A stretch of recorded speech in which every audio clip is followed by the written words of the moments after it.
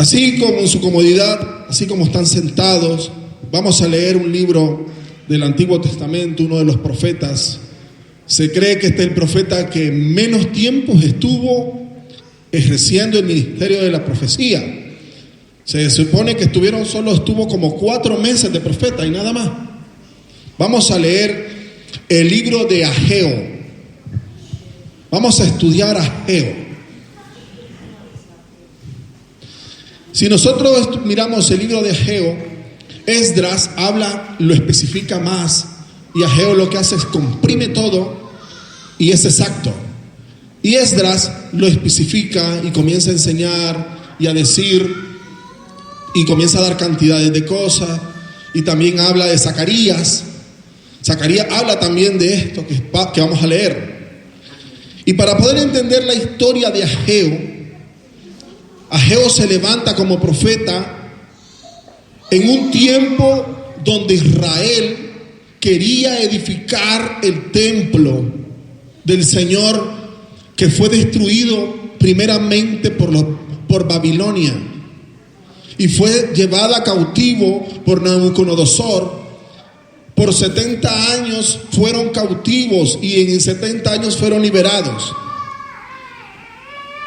Ya hemos cantado, hemos aprendido esta mañana, hemos aprendido de la escuela dominical que hay un solo Dios y las ventajas que es tener un solo Dios.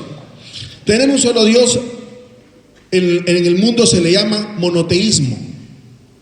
Tener un solo Dios.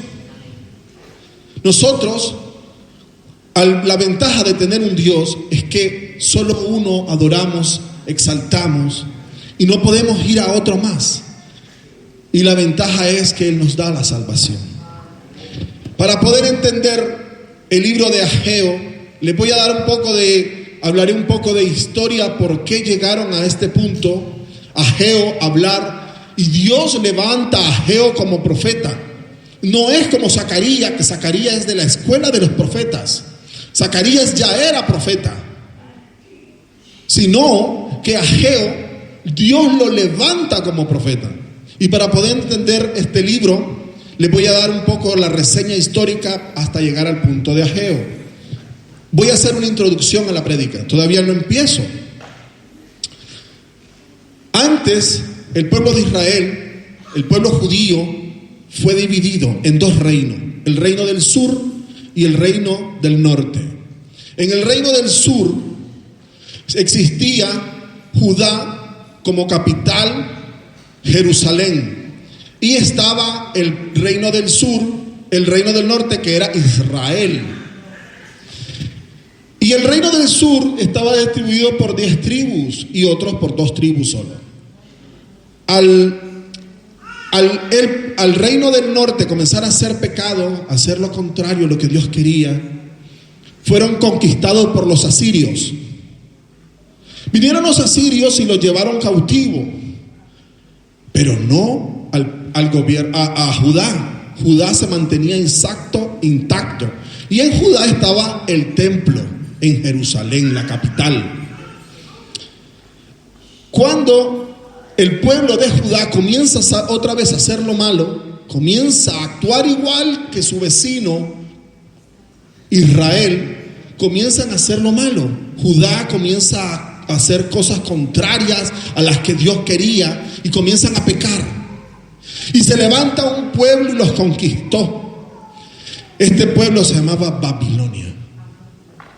Babilonia destruyó primeramente el templo de Israel, el templo de Salomón. Lo destruyó Nabucodonosor en la conquista del pueblo de Israel, al pueblo de Judá, discúlpenme, porque Israel era otra capital que fue conquistada por Asiria. Y fueron llevados cautivos.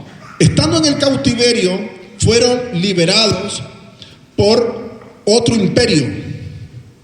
¿Ya? No sé si han visto el 300. ¿Cuánto han visto la película 300? Es una película donde sale un hombre que se llama Jerjes, ¿no? Jerjes en la Biblia sale y existió. Y era el gobernador, el rey del gobierno de Persia, eran persos. Ellos conquistaron Babilonia. Y entonces se levanta un rey antes de Jerjes y antes de Darío que se llamaba Ciro. Y Ciro vino y liberó al pueblo 70 años después que fueron conquistados por Babilonia, cumpliendo una profecía del Señor. Y fueron y les dijo: vayan y hagan el templo, renuevan otra vez, levanten otra vez las paredes, hagan las puertas y hagan otra vez el templo. Ciro los liberó para que hicieran otra vez el templo de Israel. Ese glorioso y magnífico templo que había. Cuando fueron y lo estaban construyendo, hicieron el altar y comenzaron a adorar, comenzaron a haber problemas. Sus vecinos comenzaron a oponerse. Y se comenzaron a oponer. Si ustedes leen el libro de Esdras, se van a dar cuenta todo lo que pasa. Y ahí donde dice que se levanta Jerjes y se levanta otro después que se opusieron a Israel para construir el templo. Después de eso como introducción, cuando los vecinos se oponen a la construcción del templo, ya estaban en Israel los judíos, ya estaban en Judá, y comienzan a edificar el templo, hacen el altar, lo principal, lo espiritual, lo edifican, y edificado una vez, comienzan a adorar, y los vecinos se oponen. Al oponerse, paran la construcción del templo. Lo pararon por entre 16 y 17 años. Y el pueblo se olvidó del templo. Se olvidó que eran libres, que tenían el respaldo para construir, pero se olvidaron del templo. Dejaron el templo. Y ahí es donde entra Dios y levanta a un hombre. Por 4 meses solo fue profeta. Se llama Ageo. Y ahí es donde vamos a empezar a poder entender por qué Ageo habla de esta manera. Dice Ageo 1: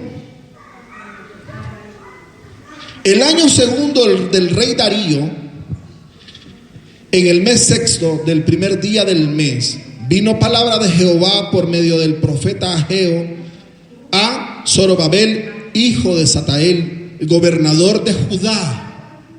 Ya eran libres, ya estaban en su tierra, en Judá. Y a Josué, otra versión dice Yesué, otras 10 versiones dicen Jesús, pero a Josué, hijo de Josafat, sumo sacerdote, diciendo: así ha hablado Jehová de los ejércitos, diciendo: el pueblo dice, no ha llegado aún el tiempo de que la casa de Jehová sea reedificada.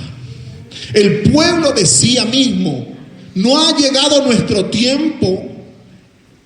Y Dios le comienza a reclamar al pueblo. ¿Por qué dicen eso?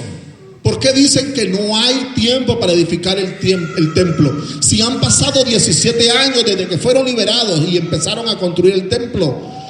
Han pasado 17 años y hasta hoy siguen esperando y no hay tiempo. ¿Por qué están esperando mucho tiempo desde que Dios nos hizo salvo? Vámonos a la vida espiritual. Dios nos hizo salvo desde hace mucho tiempo. Cuando empezamos a venir a los pies de Cristo, los que llevamos mucho tiempo ya en el Señor, desde ese momento comenzamos a edificar nuestra vida. Nosotros somos templo del Espíritu Santo, dice la Biblia. Y nosotros somos su templo. Y fuimos destruidos una vez en el mundo, estuvimos devastados. Y venimos a Cristo en libertad y comenzamos a edificarnos y comenzamos a crecer. Pero llegamos a un momento de nuestra vida que nos paramos y nos detenemos. Y comenzamos a entrar en algo, en un retardo de tiempo. Y comenzamos a trazar las cosas. Y comenzamos a trazarlo. Esto se le conoce como procrastinar. Procrastinar es retardarlo en tiempo. Retardarlo a lo que yo quiero. Pudiéndolo hacer, no lo hago. La vida espiritual es igual. Nosotros en Cristo nos manda a edificarnos. Nos manda a edificarnos, a formarnos, a hacernos.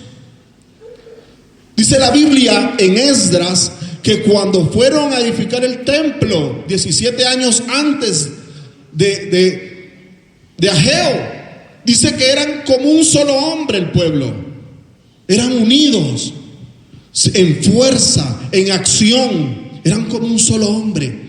Así nos manda Dios también a edificarnos nosotros en Cristo Jesús como uno solo. Ser fuertes en Dios. ¿Qué pasa? Que a veces nos olvidamos el propósito de Dios que tenía para nuestra vida. Nos olvidamos lo que Dios nos manda en nuestra vida y olvidamos el propósito real. Olvidamos lo que Dios nos mandó. A este pueblo se le mandó que fueran a edificar el templo y se les olvidó. Lo hicieron y comenzaron los problemas. A veces pasa eso en nuestra vida espiritual. Pasa eso en nuestra vida secular. En Cristo Jesús vienen los problemas y nos sentamos y nos apartamos y olvidamos. Seguimos viniendo a la iglesia porque ellos nunca dijeron no edificaremos. No es el tiempo. Comenzaron a hacerlo y a retardarlo, a procrastinar al tiempo. Y comenzaron por sí mismo. Tuvieron otras decisiones, tomaron otros caminos, tomaron otras prioridades. Y eso nos manda Dios hoy en día, a decidir cuál es nuestra prioridad. Si es edificarnos o sentarnos y esperar el tiempo. Porque si comenzamos a esperar en que Dios actúe en nuestra vida, coja el sillón más grande y cómodo, porque nunca pasará. Si usted no se levanta y comienza a actuar usted, Dios no comenzará a enseñarte. La enseñanza empieza yendo. ¿Cómo uno aprende en el colegio? Sentado en su casa, dormido. Tiene que levantarse temprano, irse con todos sus equipos y su material, porque si va sin material tampoco aprende. Ahora, tiene que ir al lugar, tiene que actuar para ir a aprender. Es lo mismo en Cristo Jesús. Nuestra vida tenemos que actuar, tenemos que levantarnos, enarbolar de donde estamos dormidos. Nuestras prioridades a veces son otras cosas. Otras cosas. A veces la prioridad que tenemos, a veces en Cristo Jesús, no existen.